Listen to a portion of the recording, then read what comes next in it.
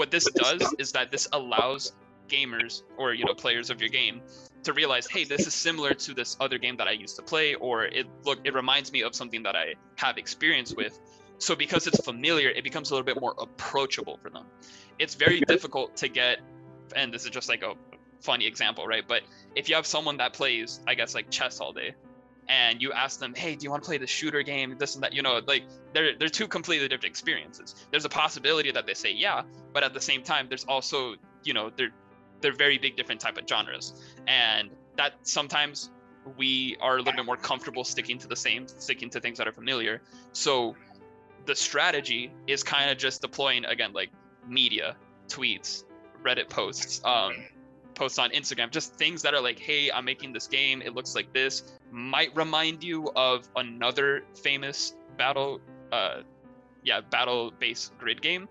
I specifically have like 3 games that are kind of like inspired from mine. So I use those inspirations to like make it easier for people to understand what type of game they're getting into. And then if I know that they have an interest in it, or if that they previously had experience playing the game by, if they, I guess, posted a fan art, or if they made a video based off of the other games that I'm inspired by, then I found someone kind of my target audience.